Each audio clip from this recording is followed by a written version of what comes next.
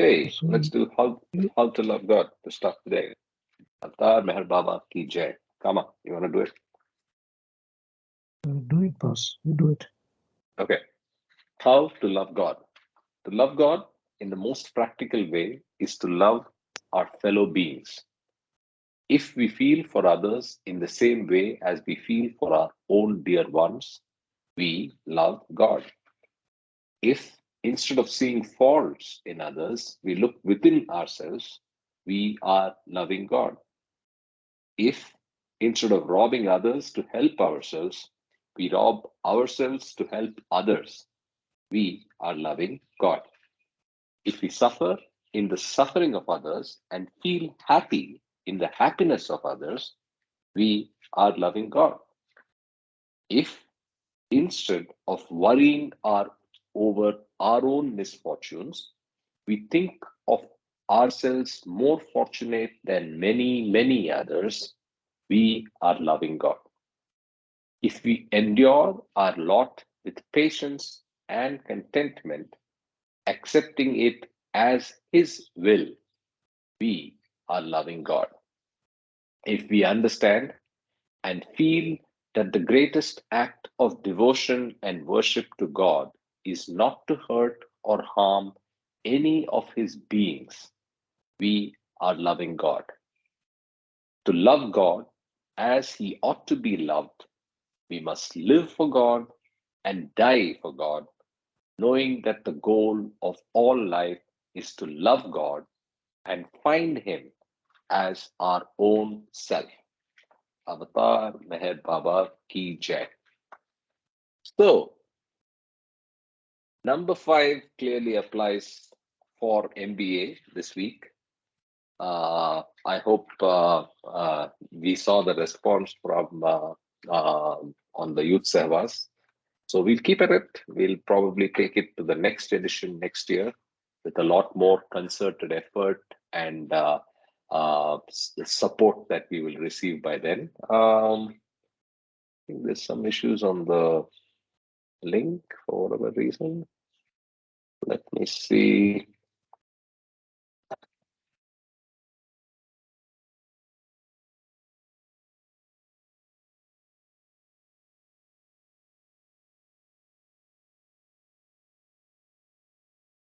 I think that response for this latest email. Yeah, I tried something that worked. Mama, can you hear me? Yes, yes, you are loud and clear. Jai Baba. Yes. Oh, okay. No, no, no. I was able to add somebody to the call. So if you're all signed in into Teams, right? And if you have link issues, I can just grab you to the call. So that's Mama complained about some problem on the link. And I actually called him and made him join the team. I mean, join the meeting. So I just tried that and it worked. Okay. So you were saying something, Kama.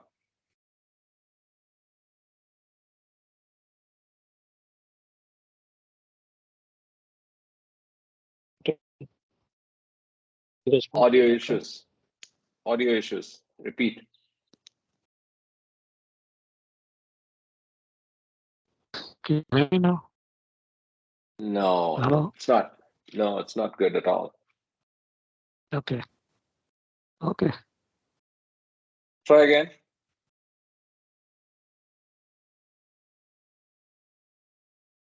Okay, so anyway, we'll get back to that. Maybe your Yeah. audio situation improves. So we've got another response that we are not going to get a chance to present at the Sehvas and present to the kids what we have learned or what we are learning. Right. Anyway, that's secondary. Let's get to our learning for this weekend. So we are in the last part of the book.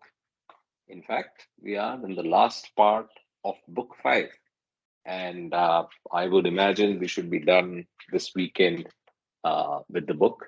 And then, of course, that opens up the question of what we are reading next. My vote is for infinite intelligence. So we'll talk about it later. So he has been talking about the wrong choices that humanity has made, and he continues with that. So I'm starting from page 143, stanza 13 in part 4. Yeah. Before that, let's see where is the next note coming up. What did I say? The page was 143. Yeah, so Gunnar and Avidya. Okay, so Nyal Saga is another reference to the Gunnar on the last page. Avidya, ignorance, 1,100,000. So next one is 146 on Kabir, and then Arsenius. Just help me if I miss it. Okay, let's continue. Stanza number 13. Avatar Meher Baba ki jai. Wave beating, weaver, and arm waving in attitudinization. Buckets of mud and symphonic Oceania and spires of New York, probing the night promised us as dawn. But song never dies, here and there. Its green eyes pushed up through the bitumen and concrete and looked around for the Son of God, for light, for nourishment. But fatness comes not to the earth-bellied ones through the poet's art nor progress. Through the lisping of those learning love speech, and they know how to deal with them, hunger, ridicule, imprisonment, indifference, or the firing squad in the pale dawn, dawn the nourisher.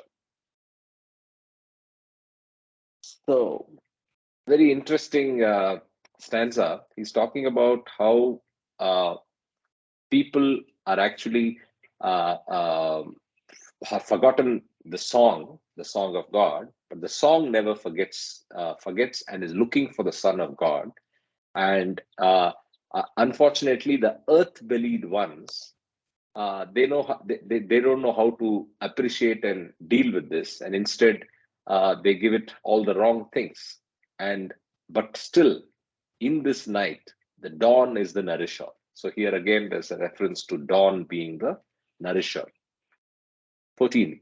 Contemptible scholarship, which is not used to prove intellectually the fact of God, which bows not before the lovely acts of the saints, which fouls the springs of art, which eats bread and uses houses, which feeds none and consumes the hand that plows and builds, which causes pain in sweat, encourages forgetfulness in leisure, so that none repeats the name of God in secret, nor chants in unison of praise in family circle. Contemptible scholarship. You are not this, is your own not self. If it were not for Dante's blunder, one might be tempted to paint for you a special hell. From New York and the bitumen and concrete, he now moves to intellectual pursuit.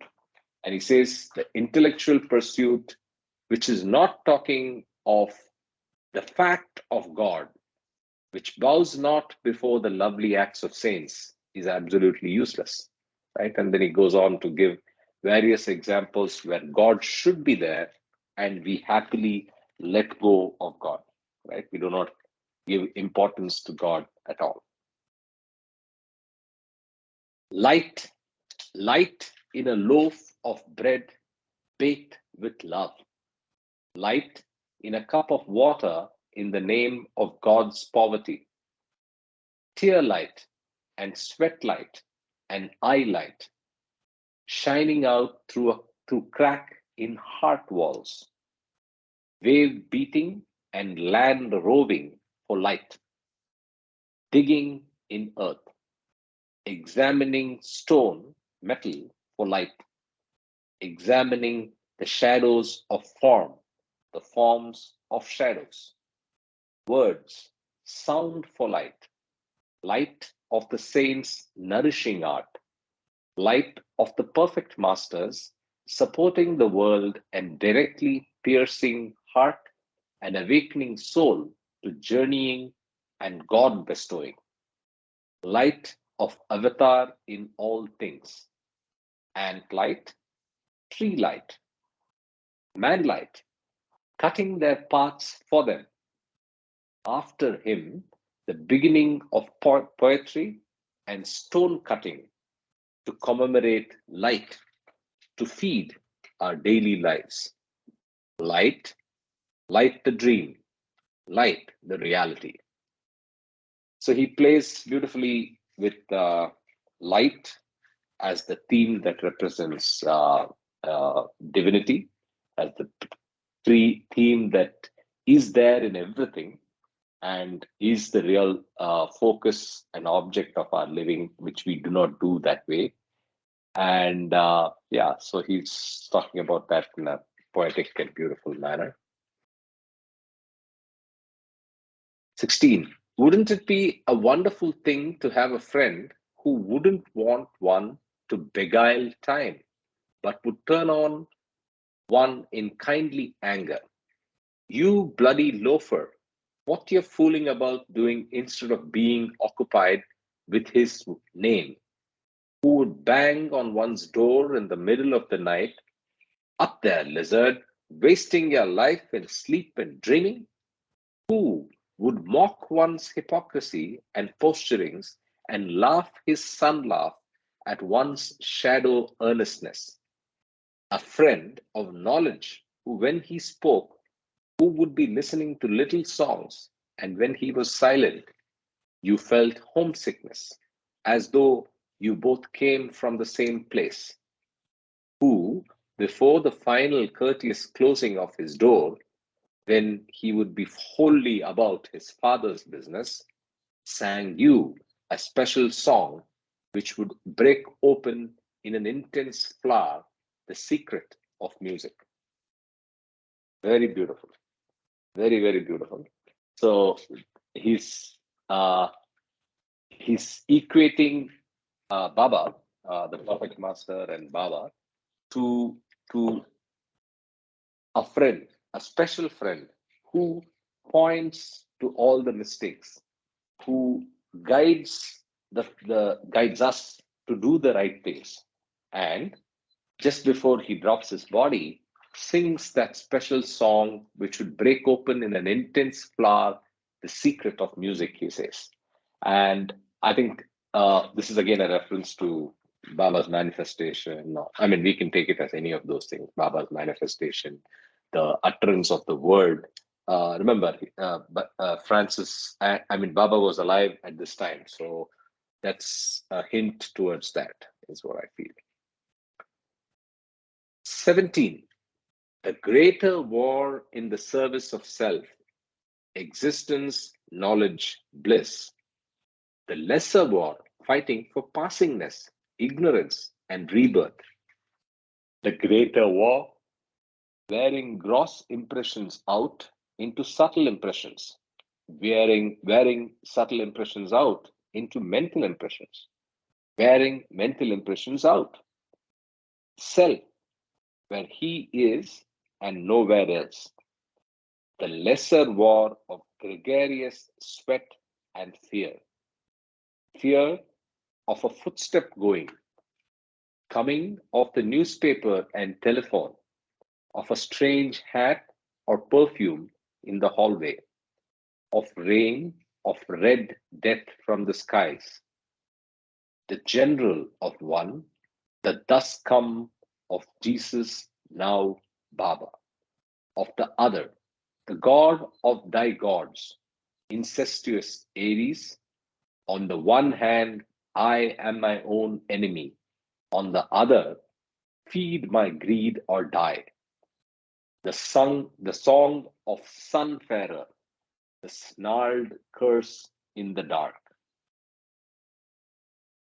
So this is again continuing on the theme of the wrong focus, The focus of the greater war is the journey of the sanskaras and how you replace gross with subtle, subtle with mental. How you need to focus on the real war, the war both existence, knowledge, and bliss, and not worry about the material objectives, ignorance, rebirth, and so on.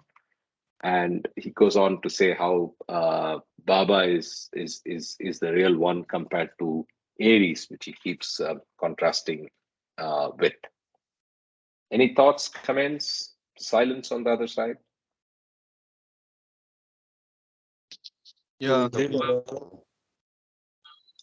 So basically, this whole game, the win game, am I, started off with God's imagination, who is the universal self or the ocean as we know. And we are drop souls in the 2A, infinite unconsciousness, into this whole process that we have undergone, evolution, reincarnation, and evolution. And we also know that Baba is the first drop soul who went through the same process, but now he's been designated to come back again and again as avatar to redeem humanity because of spiritual entropy, which we know every orderly system tends towards disorder. So every 700 to 1400 years, he has to come and show the game how it needs to be played. In fact, I look at it like a version game. Every time there's a virus that gets in, and you are the creator of the game has to create a new version of the game. And we, who as drop souls who have to keep reincarnating because of sanskaras, have to understand how the new whole game has to be played. And the common denominator is love. We know that, LOVE. Of course, there are different forms of love, but the purest form of love is the divine grace of the avatar. But even the avatar can't help you because you have to play this game. He's like the coach on the sidelines. And you have to play this game just like you have the chess Olympiad going on in Chennai. And so the whole uh, synthesis of all this reading and messages of Baba, especially now in the 21st century of what we are seeing now with the pandemic and environmental violence and all kinds of stuff that is going on, is that there is only so-called God. It's just a word, right? God, it's a game of duality which we have to play. So it kind of sums up, and a chap like Francis was giving it in poetic form. And I think, of course, Baba has given that this particular book of Francis as a very important literature for the future. But I think we have Baba as a direct line to him. At least for me, I've realized that I don't need any medium to interpret Baba because you're sincere and you can connect directly. You can get all your doubts clarified, and he's able to open up everything in terms of understanding. And my current understanding is simple, that you have to have self-knowledge. It doesn't matter whether you're a physicist or an artist or a musician. In this whole game of duality, you need to have self-knowledge, which is given by Baba's discourses and God speaks. And after that, the real game starts, where we have to play the game of self-awareness each and every waking moment. Yeah, Sure, agreed. Sanjay ji, you had your mic unmuted. You want to talk? No, nothing. I mean, Oh, okay. I was saying the war within. Yeah, the bigger war, the real war. Yeah, the war within. Yeah. Yeah. I've joined. Are you So able to hear me? Yes, yes. So actually, Yeah. after I saw your message, I called you. I think did it ring on your side? No, I don't think so because I've joined with my mobile. My system is Oh, not supporting. I don't know. Okay. okay. Anyway, So I am able to hear you. Okay, you're not able to see.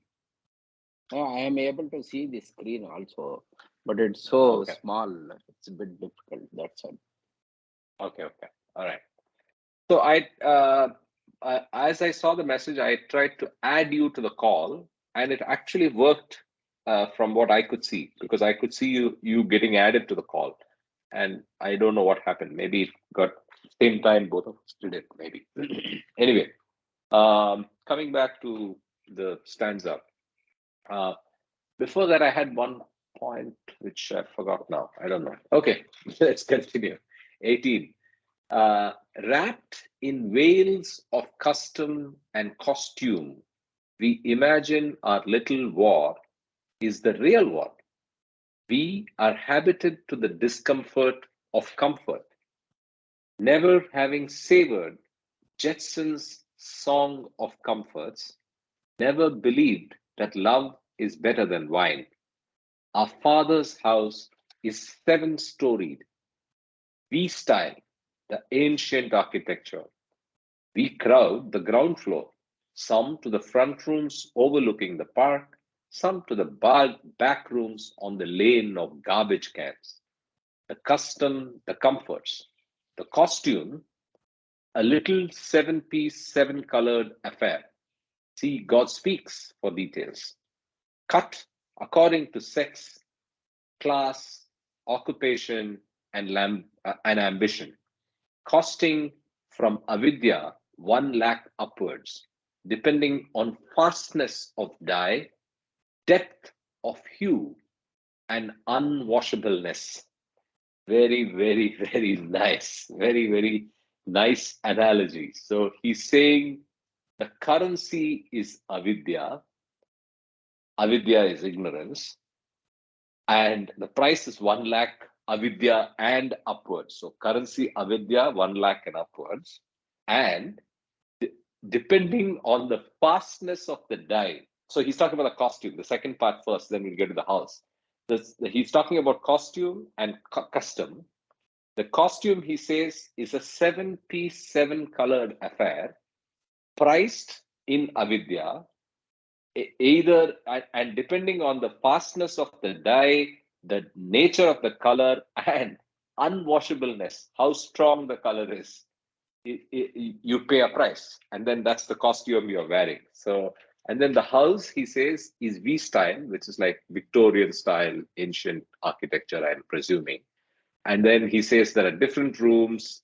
We based on our samskaras, we are either in the good rooms in the front, or we are near the garbage cans in the back, and so on and so forth. So interesting analogy, poetic analogy, I would say. Yeah. So yeah, I came back. What I was thinking in the previous stanza of war was very relevant to the news that has come in this morning, right? We have seen an attack on Salman Rushdie, right? And it opens up, I mean, the first news that I read about it was there is a jihadi attacker that attacked Salman Rushdie.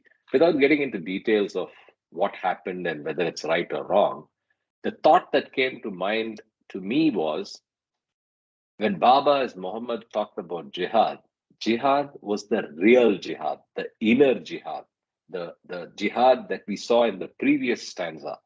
And sadly, what we have today is poor interpretation, is doctrination based on interpretation of jihad as something to mean how the whole world should adopt one religion, right? So that's just something that came to my mind, right? All right, let's continue. 19. Jetson didn't like it, chose angel's breath instead. Moses didn't like it, preferred homespun wool. Chaitanya and Chisti clothed themselves in song, Kalyan in devotion, Sadashiv in silence, John in strangerhood, Francis in poverty, Shankaracharya and Plato, whom Gilly saw filling the world with light, in reason beautiful, Junaid put on the dress of manna, Lao Tse wove his from the thread of emptiness. Kabir, a poet who was God and so knew all about it, said, "Open the folds of your veil, and you shall find God." Hafiz, another poet who also was God, said, "You yourself are the cover over self, and you haven't got a chance of taking yourself off so that you can see you unless you become dust under the feet of a perfect master." So all of the examples that you see here are, he equates them to choosing the right costume so that they went in the path of God. Moses took homespun wool. Chaitanya clothed himself in song, and so on and so forth. Kalyan is a reference, I think, to the disciple that we see in discourses who remember the mango episode, right? Uh, the mango tied around the guru's leg, and then he says, "It's toxic. Just remove the poison from using your mouth." And then, if you remember the illustration discourses, right? Yeah. Let's continue. 20. Dust, the dress suitable for mendicants and lovers, to whom Isaiah was especially speaking when he said, "Awake and sing," meaning that they who had voluntarily made themselves as dust, it was their turn now to become clothed in lovely song. From dust, God made the first man. In dust, Majnun found Laila. With dust, Chatti Baba blessed the reverend. With dust and spit, Abdul Jilani healed the leper. Eden was an island of greenness. No dirt, no chance of real singing there. Only angel chants of praise. So it's down the dusty road of separation and hard yakka and sweat, the royal road to song. So here he's talking about the last word, last line from the previous stanza.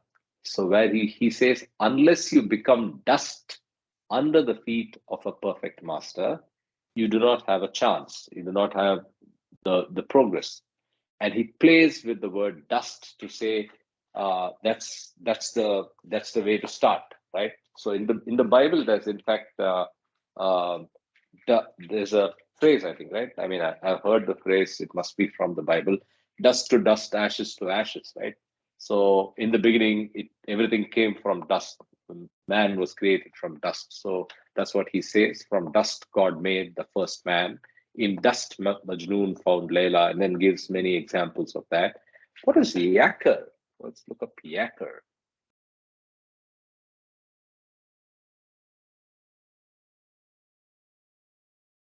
Yakar.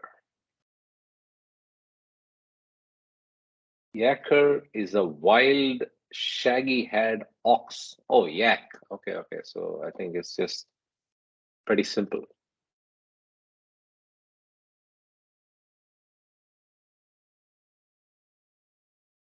So yak, I think yakar. Wild, shaggy-haired ox on the mountains of Asia. So we also saw avidya, ignorance, and Kabir, here no right. Yeah, so, oh, okay, that line is also Kabir's.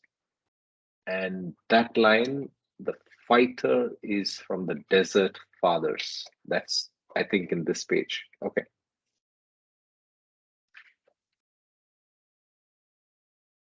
"146, are we in? Yeah, okay. Let's continue. Outmarching is dreaming movement and recoil. Each night to sleep, actions drag chain, dead slowing the feet to stand still, and the sting of its rub, rousing again to world and failure or success. In new journeying, here no, they actually work all day and sleep all night. Work is in stillness in the name of God. The real dreaming men sleep little. 1 hour is enough for a fighter, and take no thought for that which is every moment perishing. Meditate or be damned, love or be lost in the roads, and at each end of rebirth. Out marching is keeping the wheel of birth turning. Sitting down, doing naught but love, is slowing the blasted thing to its ultimate stopping.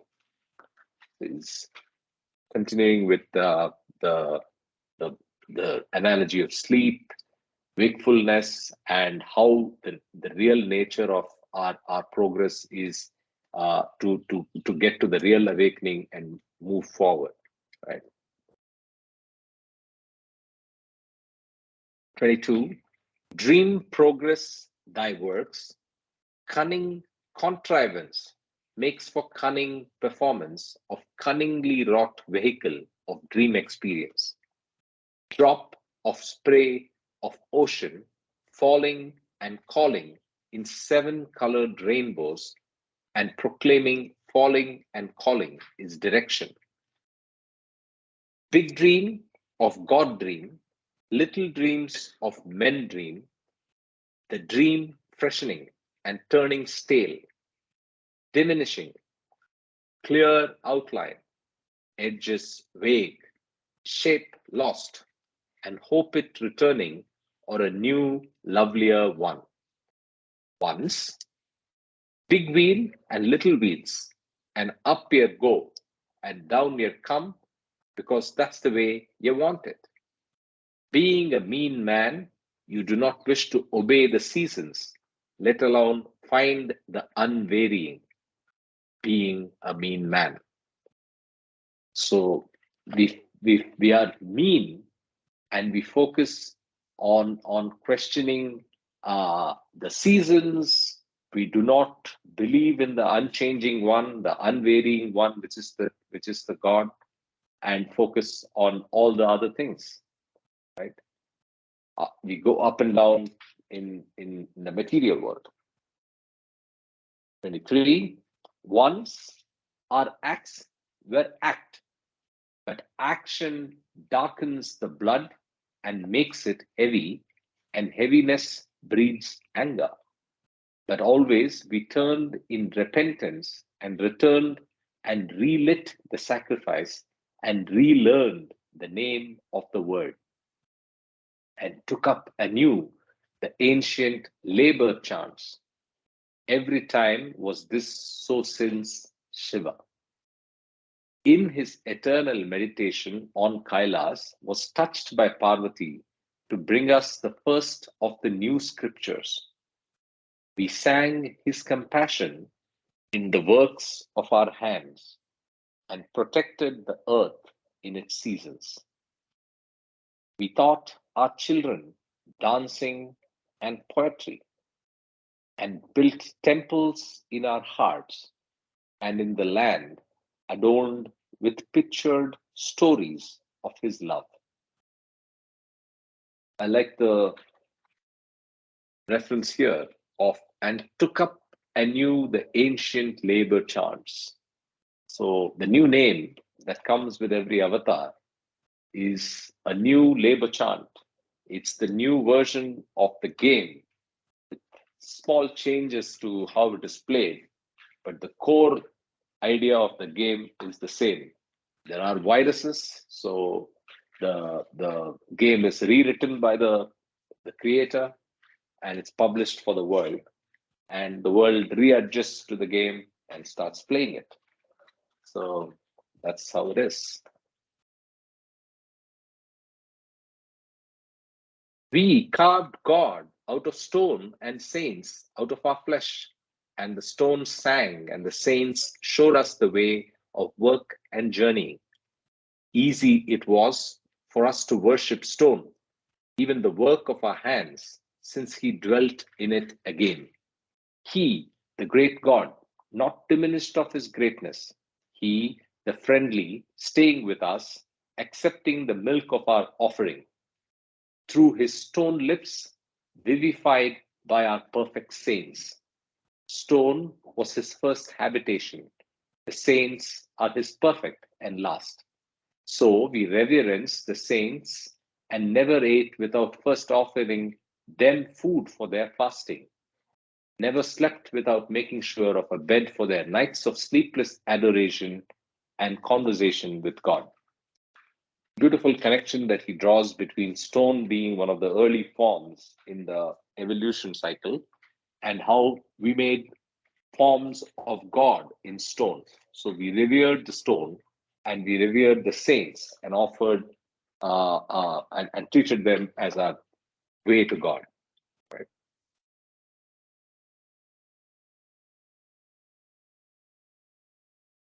147. Next one is 146.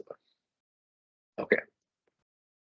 Always we returned from the little war and took up the great war and our duty of song and stations of singing. Then they, our blood, told us of a God easier to worship who would give us power over men, over earth, over sun. And we denied our hands and the saints and exiled ourselves and forgot courtesy and speech and singing. A lonely exile, a weary wave beating, a sullen sojourn slipped of sympathy and communion, herding like cattle in drought towards mirage pasture, standing like ruined timber against a skyline, nor even remembering sun and the flow of sap and surging green, and built cathedrals. So again, he's contrasting the choices and the position we find ourselves in of a lonely exile and a weary wave beating. And instead of we are like cattle herded in drought towards a pasture, but the pasture is a mirage because we are not yet seeing the reality, right? So, any thoughts, any questions?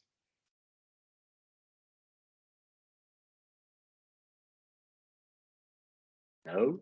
Good. And build cathedrals. Cathedrals is his pet theme. The modern buildings, modern architecture is what he keeps going back to. Concrete and bitumen, concrete and glass. 26. To pay attention to his own self than to his activities. Who will, for Christ's sake, stop jigging about and sit down in himself and start journeying. Stop bickering and become aggressive to himself. Or no art, no established peace, no acquisition of real knowledge, no chance of heart tone, of season, of the other person called woman wanting to give you her most fine and most delicate and release you to plainsmanship instead of swamps binding. Only by the boundless may boundary be defined, by non solid density determined. To pay attention, to come to rest, stay at rest, stay with God, or ever thy Kali tongues insatiable in the cavern of going and coming.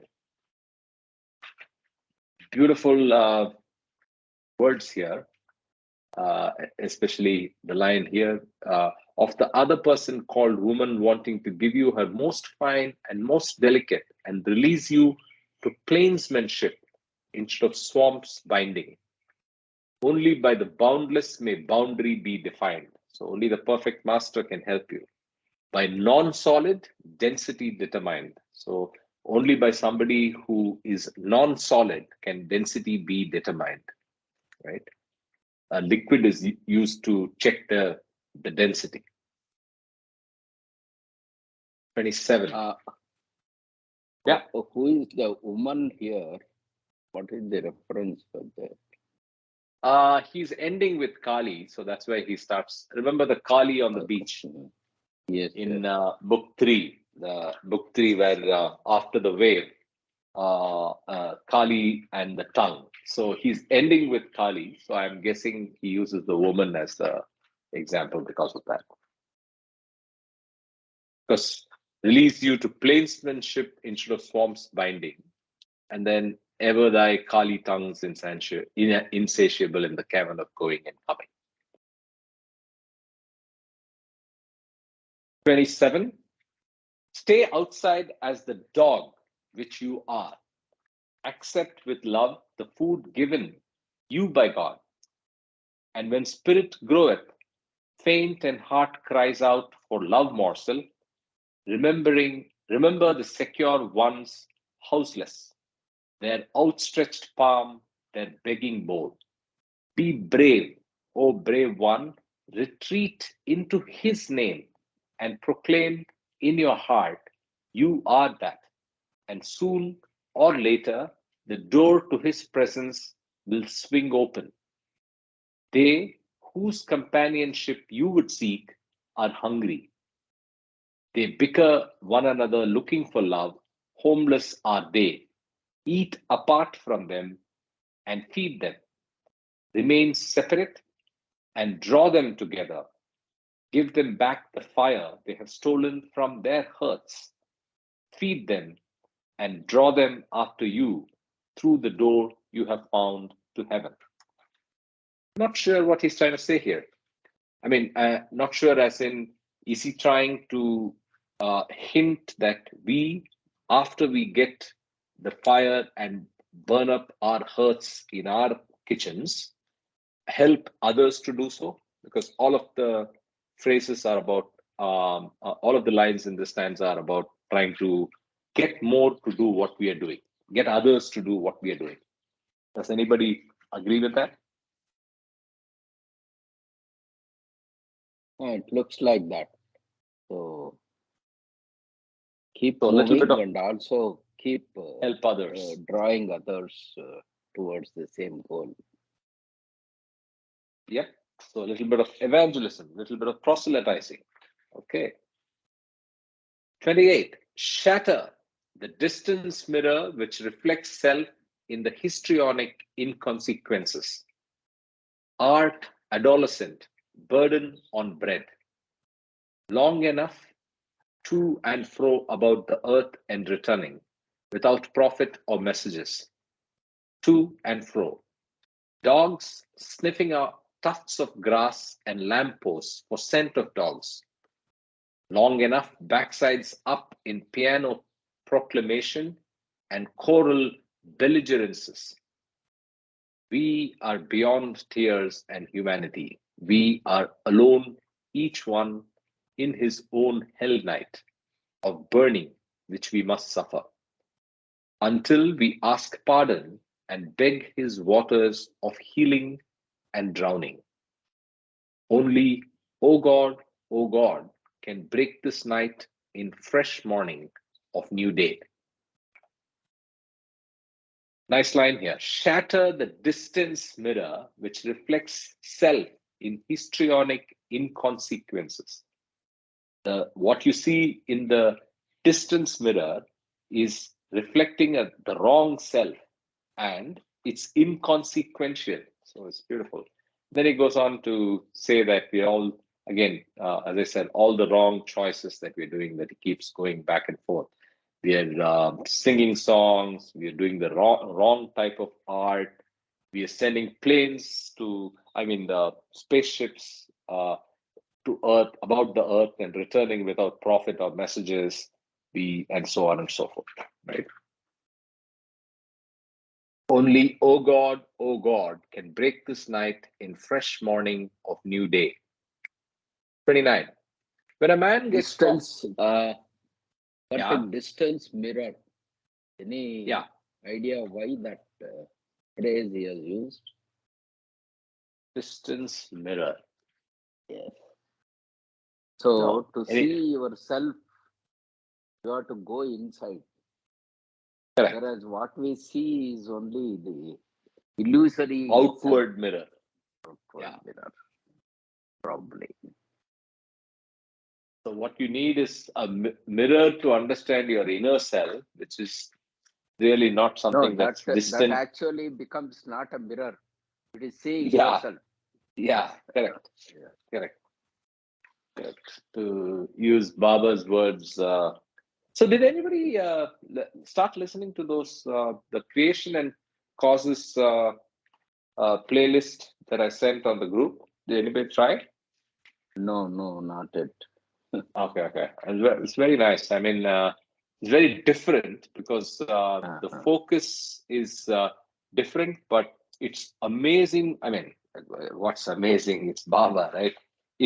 I mean, all his ideas of God speaks and the divine theme are laid out to these little kids, and he's very prescriptive to them, and he brings out newer thoughts, especially on the physical aspects of creation, which I think are hitherto unexplored in writing by anybody. Things like prana and akasha, the role of prana, and so I think it's worth our while for all of us to try to listen to that. Right? Yes. Yes. Yeah. Okay. 29. When a man gets to 40 years, he must start to think or perish, face himself in his opinions and conceits, his attitudes and posturings. It will take him 10 years to achieve even a little honesty and weaning. By then, he will find there is not a soul who can exert even a little finger to help him. He is alone with himself and somewhere a journey. He is then 50, ready to begin earnest idleness, to fit himself for love, to begin the adult occupation. Ambition turning into resignation, loves turning into love, thoughts forming into tangible concept, mind coming to rest, body comfortable, mind coming to rest, impression of joy, reflecting joy, world, the morning mist dissolving before the sun of his loveliness. I kind of don't agree with Francis here. I don't think we need to wait to 40 to start thinking about non material goals. The game has started when you came out of the womb. You better know the rules of that computer game as soon as you can. If you don't, you play it the wrong way and you don't make the progress that you're supposed to make. The longer you wait to understand the rules, the amount of time you've lost without the rules is your loss because time doesn't come back. So I don't agree with the timing logic of Francis, what he does between the 40 to the 50 and then so on and so forth. Maybe it was for a time and age of the past. Today, young can make a lot of material success very quickly. It's important for us to equip them with the rules of the spiritual game so that when they get their Maslow's emancipation up to self-actualization, they know where to go to the top of the pyramid, right? So I like your analogy, I think Jivatma Kama. I've been using it 2-3 times today. Yeah, Mama. no. There is a time scale for everyone. Mm-hmm. It need not be 10 years, 50 years, things like that. As you go along the path, you will gather momentum. This is only an explanation, so it need Or an not be example. the example. Correct. Agreed. No, but I'm just making my personal observation that I Yes, think yes. we are moving rapidly to a world where material progress and success can be very quick because Yes. we live in an age where poverty is only I mean it's easy to get rid of poverty, right? And we have seen this in this generation, right? In the people around us, probably all of us had relatives that were really hard up to a point where they had to struggle to get a meal. At this time, in the last 20-30 years, there's not a single person, I'm sure, in our relatives directly and friends that is struggling like that, right? So we have seen a generational shift. I mean, I'm talking from an India context. It becomes even more easier in the rest of the world. So Maslow's progress can be very quick up to the last self-actualization triangle for many people quicker than ever before, right? Yeah, Karthik, is not just about the financial freedom. It's also about the, people get married. They are too busy with the, raising up the kids and all. By the time you are 40, the kids are of their own, actually, almost. They can manage themselves and, dress themselves and go to school and come back and, study of their own and all that. So that is the time you get, and you have at that time enough freedom, financial freedom also, because you have grown in your career, you know. So that is the time which I think he is mentioning. That age remains irrespective of, what is our financial status in general. Agreed. I'm Mhm. just a little more, Yeah. what should I say? Not irrational. What should I say? I'm just a little more aggressive. If Yeah. I keep saying this, right? If I had read discourses and God speaks and come to Baba in my 20s, my life course would have been different. I wouldn't have got married, for example, right? So stuff like that. So that's my point. So it's Yeah. a more You're aggressive mentioning approach. this. And that is Yeah, the You're time you are supposed mentioning to be this discharging often. your duties also, right, Karthik? Let's yeah. be fair. Baba expects us to discharge our duties to the best possible way. So we Yeah, have but you've responsibility. enlarged your scope of It's what is not that. duties Yeah, in this birth yeah, by getting yeah, married. See, yeah. the moment you get married, your charter of responsibilities increases. Yeah. That's a very different course you are talking of. But in general, most get married. So for and them, and it's a Baba. okay, and Mama is not happy that I'm mentioning this too often, huh? Yes, But yes, it's yes. factual.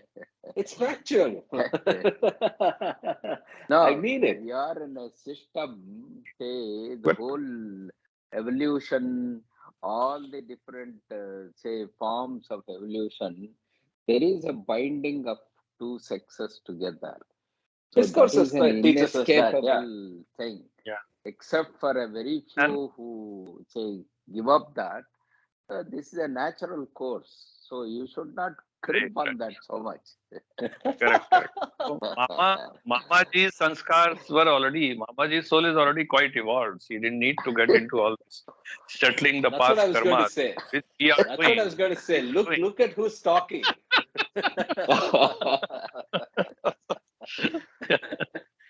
Jai Baba. There, Baba. Let's go. 30. Hunger is habit, mind habit of belly, eye, ear, and touch. Hunger is habit of burning. Fire from the hearth, gift of Agni Prometheus to ignite devotion, to consume the obstacles to freedom. Stolen for campfires of journeying, escaped into the bush, engulfing farmsteads and farmlands. Fire which feeds on sweat and careful anxiety. Fire patterning night with brightness, diminishing distance and making comfort seem nearer. Leaping from hilltop to hilltop, across lands and seas. Chain beacon, messaging victory and mean death. Fire which now may only be extinguished by the living grace of the living master. So now he uses fire as the symbol, right? So from hunger, he says fire. Fire is something that spreads across the farms, across the hills, across the mountains, till such time that it may be extinguished by the living grace of a living master. Just 1 second. I think we missed some notes. Oh God, oh God. Okay, it's from the prayer of Francis of Assisi, and that's in 149. So there was oh God somewhere here. Yeah, oh God, oh God. Okay.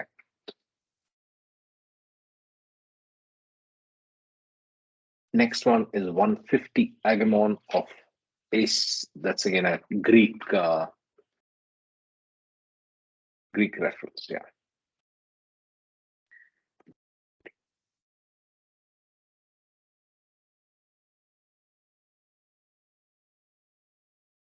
On 49, 152. Just checking. Oh, so it ends with 155. So we'll be done today.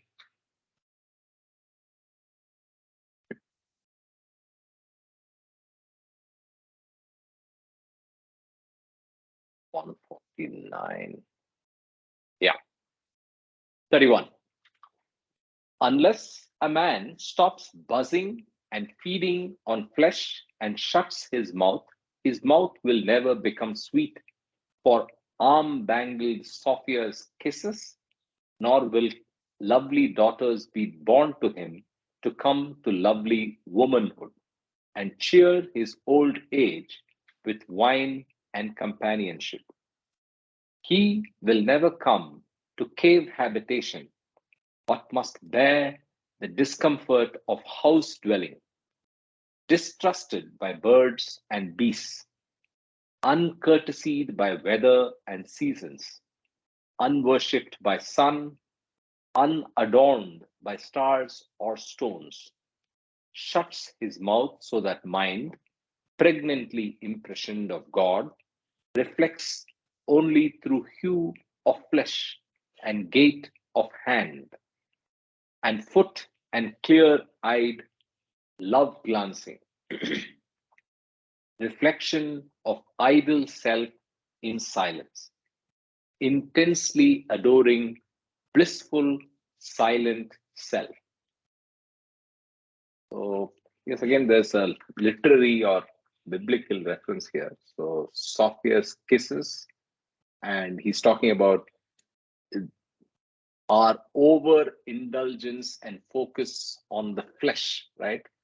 We will never be able to break out till we leave that and go towards God, right? A man will journey. The, Yeah, go ahead. the last three words are very significant. Blissful silent self, capital S.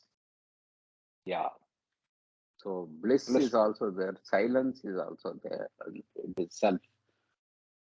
Big So yes. that's why Baba kept silent. Yeah. Yes, we will have to go into that self, which will be very silent and also blissful. Mm, mm. So 32, a man will journey so far and then quietly or in a heroic spasm examine what he has collected and say with Gunnar, this is my fall. Now I will not journey any whither to satisfy obsolete law. Fair is my house, set fair in the meadows, and the corn ripe to harvest. Soon this house be laid in ruins, under great battle, and she whom my soul loved betray me for small spite.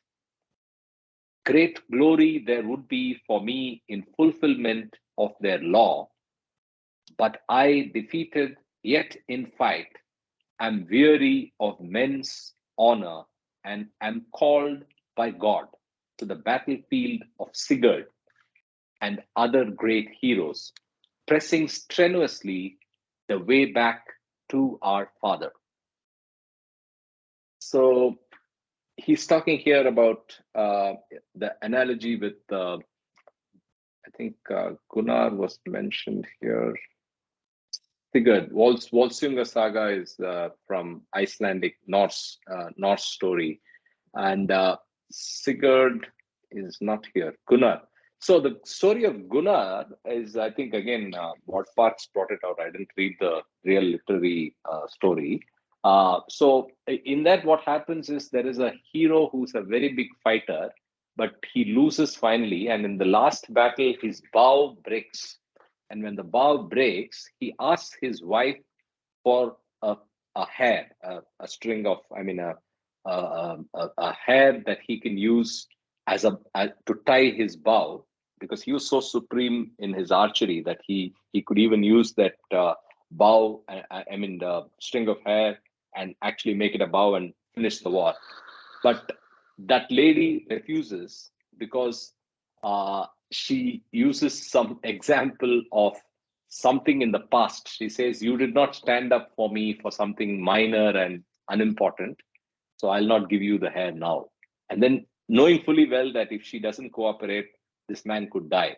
So that's why he uses this word, under great battle, and she, whom my soul loved, that's his wife, betray me for small spite. So she betrays him and he loses the war. So he loves the war and the war analogy and the examples of heroes. The heroes that he puts them on high pedestals are Achilles, Gunnar, from the Nol saga, Rama, of course, multiple references to how he has been such a good fighter, and of course the lion, the Christ, the lion, and not the lamb, right? So that's what we see in Francis. Let's continue. 33. Adore, adorative self, the God man, the artist, who strove us the stages of stone shape and plant shape, worm, fish, bird, and beast to man shape, and broke through the seas of form, energy through feeling to self state, and returned to us with form illumining all forms. Adore, adorative self, the path breaker, he, God, he, the gods of creation, preservation, and dissolution, the form molder, the quality imbuer, the teacher of lovely form, the teacher of right quality, the artist, the skill of thy hand, the energy of thy motive, the thought of thy conception, thyself's setting out and returning to forward your going. The saints feed you, but the God man makes you God. So he's talking about uh, uh, poetically describing the evolutionary journey and what happens and how we are given shape through the various evolution, and then finally come to a point where the God man makes you God, right? He contrasts the role of the saints as just feeding you, but the God man actually makes you God. 34. Adore, adorative self, the glorious one, son of sun, coming up out of ocean and giving glory to the hills and light to all beings' purposes.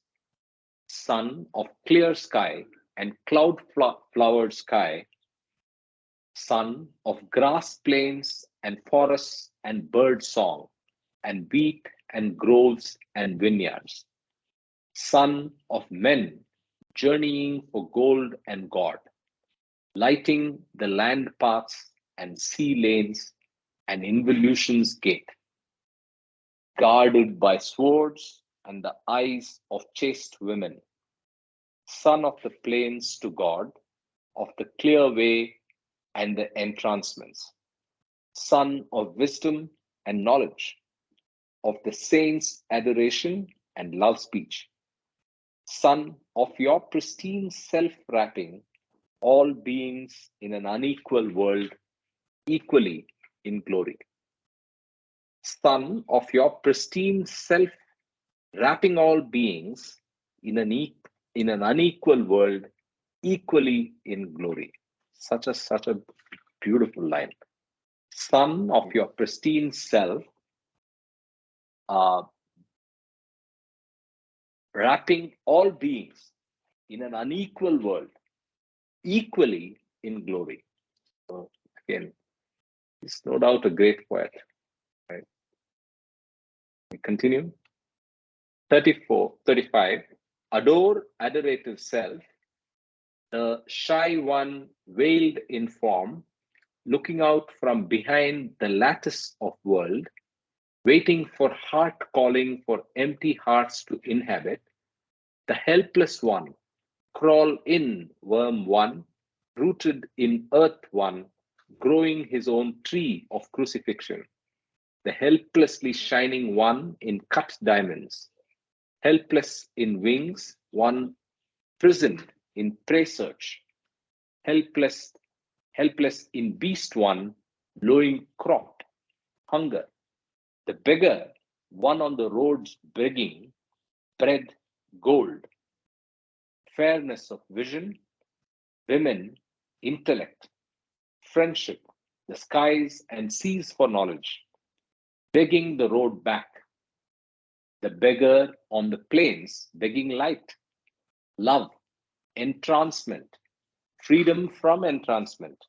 On the last plane, begging love's union, begging self's being of self.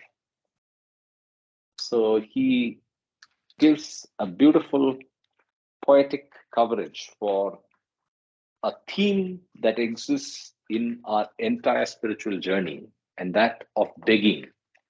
And he says you have to beg right from begging for gold and bread to begging for union in the seventh plane.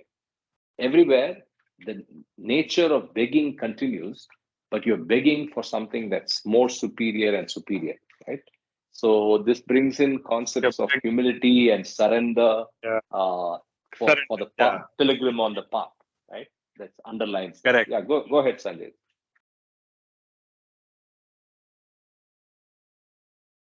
Yeah. Complete 36. surrender is begging, actually. No ego Exactly. left. Yeah. Exactly. Perfect. So 36. When we have ceased from the noise of expression, come the day when we no longer require compensative action for inadequacy and have progressed to watchful idleness. Come the day a little bell will shine in heart sky in summons to journeying, and a smiling Sophia will teach us lovely art, and the gods of He, the one God, Athene and Apollo and Poseidon and Ganesh and Surya and Saraswati will teach us the poetry of effective words and the music that makes rain fall in correct abundance and dancing that delights animals and wheat. Teach us stone cutting, how to cut his name in stone so that stone will again shine with his light. And sing, teach us to make stone images that will drink milk from our hands. So, art, stone, and how in stone we should see and create a likeness of God. 37. For God is watchful, compassionate, and in the five-witted, the times and brought him his avatar down and nurtured him.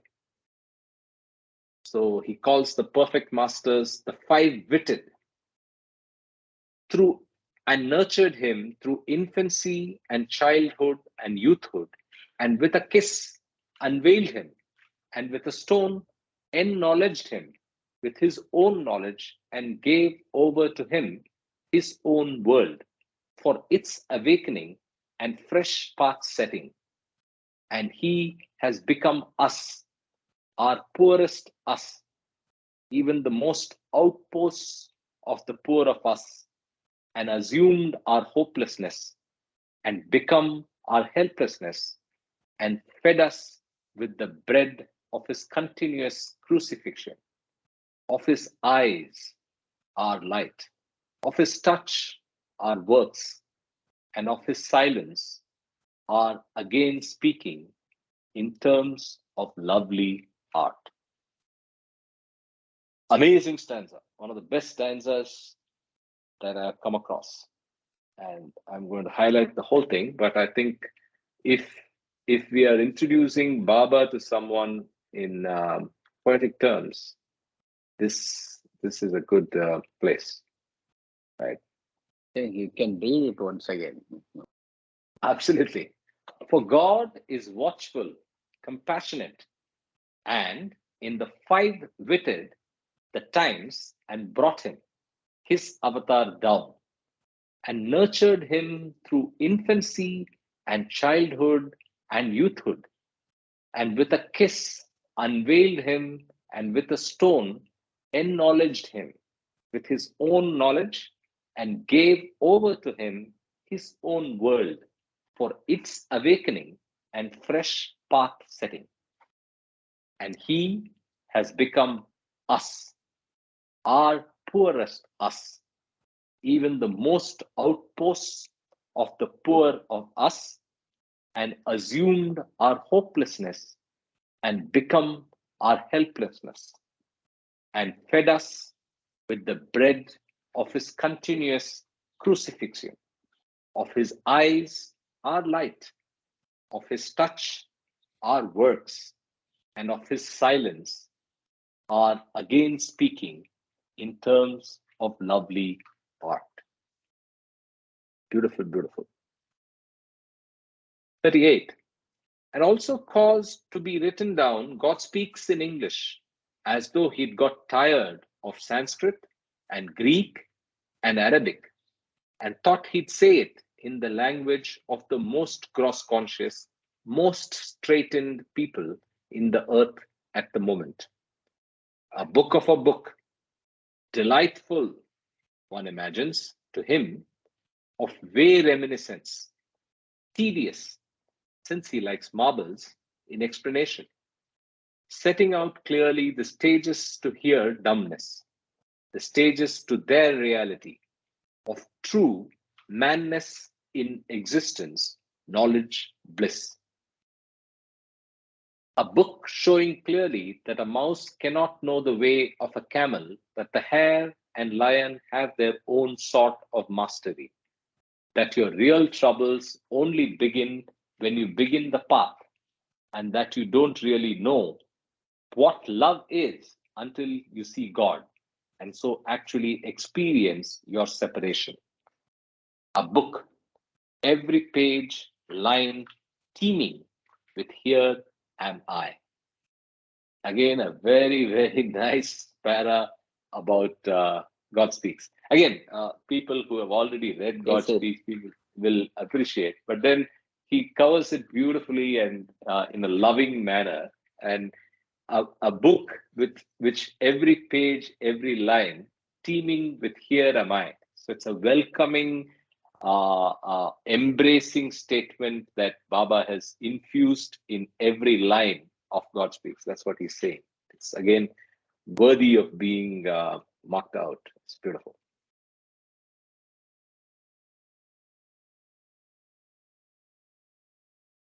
I think MRI is Rama, your audio is still bad. What's going on? You're in Bombay, or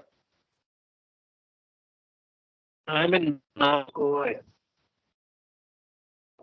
we didn't Hello. even hear that. Can We you didn't hear me? even hear that. Can you hear? No. Well, I'm in North Goa. Go, Oh, okay. no. Okay. Goa is the name came from the land of cows, But anyway, cows and bulls are my, favorites. In fact, I would say, just watching them, you can see they are so relaxed. But coming back to that, who I am or who am I is, it's all coming back to the self. Baba is our self. Baba is the medium for us to know that he is our self. And this whole game of duality, to get over duality is like God to God. God is just a word in the English language. The Yep. real game is the game of duality. And so I think Baba is definitely helping us here to not only have self knowledge, but the self actualization process. And the more I look at, during my travels, what I see is that, people are only looking for three things. One is to love what they do in their professional life and make a career of it, to love a companion or partner whom they can travel with in their spiritual journey. And third is, of course, the most important thing is relationships. When people talk about, oh, I love Baba, I say, what do you mean by love? What does it mean, like, to you? And we all know that love is all about relationships in your waking state. So the challenge is only in the 16 hours of our waking state, which I keep repeating again and again. But that's my game, to be able to relate to everything, animate or inanimate objects in life, that everything is the self. So you are seeing yourself in everything that you encounter in your daily waking life. So that's the biggest challenge for all of us.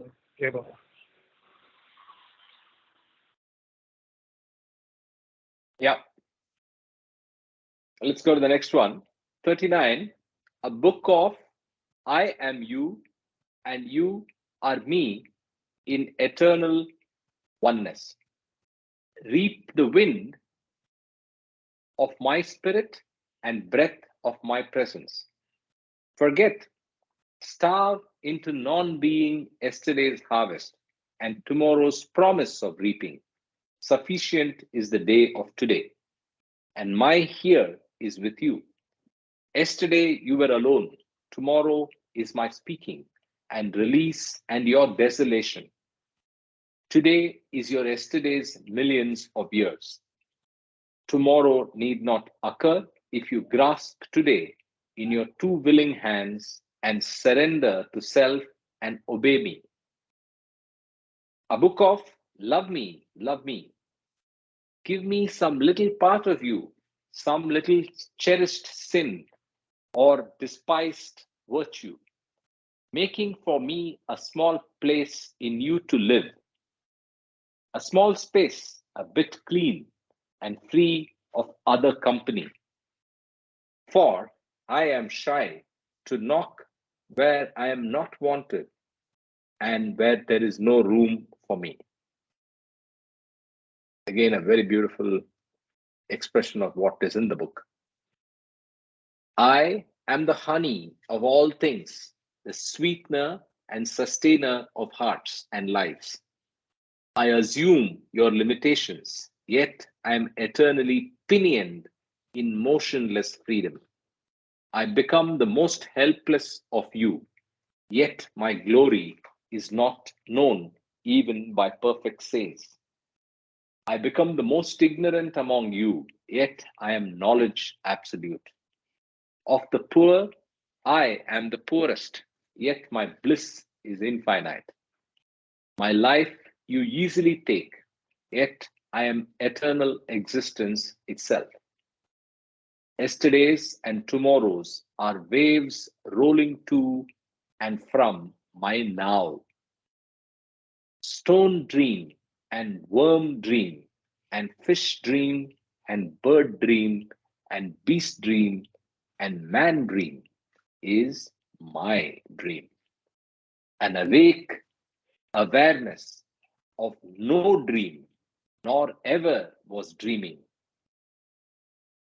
From awakeness, I call you to awaken from man dream and woman dream, from gain loss, despair home dream, whispering in your heart ear in tones of reverberating thunder, my message of silent love. Again, beautiful. Oh, so this is the coda. We are down to the coda. The stanzas are over, and here's the coda. The coda is the last piece of the poem.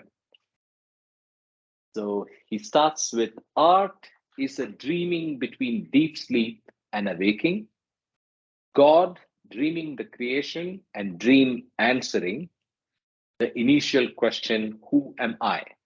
Through evolutionary, involutionary stages to knowledge of I am myself. In us, he dreams our daily lives as little dreams within the nothingness of dream and calls the actions of these dreams and their representation in song and pictures art. God, fully conscious, dreaming he is man. The real art of God is his avatar assuming the appearance of a man to wake men from the illusion of appearance. The real art of men is modeling their flesh upon the pattern of his perfect manhood, dreaming his loveliness and truth, and delineating in work and works the dreamed image of his reality. Art is the dreaming between deep sleep and awakeness in which God fashioned the universe, lost himself in them dreaming they were real, wore out the successive levels of the dream, and awoke in only real self, and perfectly awake, returned in man appearance to himself, in men still dreaming, returned as beast, as bird, as fish, as worm, to he in them still dreaming, to light them in their progress to himself, infinitely compassionate, that they stay, infinitely compassionate, that they should stay with him in the most fruitful shape he had patterned and most easy course he had set. He, having proved all possible shapes and courses, to stay with God, since none, except in dream, exists but God. Art is the love of God, his avatar towards men, shining self evident existence in the midst of seemingness.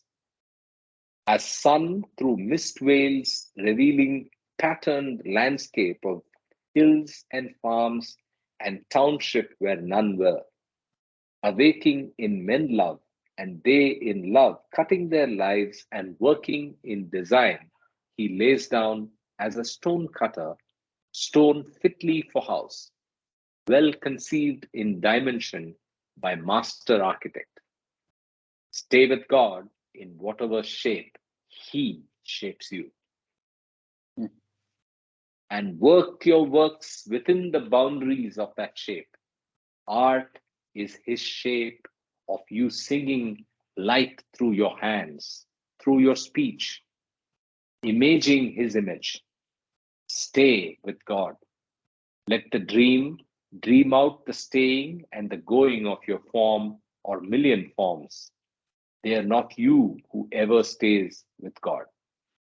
Art is the act of God, the action of his likeness in our hearts, so that we wake from sleeping and begin to dream of thousands of brightnesses and lovely form, and our faces grow pale and our bodies thin with love, and we wake from dreaming and behold his lovely face, and sleep within his breast and know his thought, and all the world is lost, well lost, and we wake again and know that he and I are one, were one, and always shall be.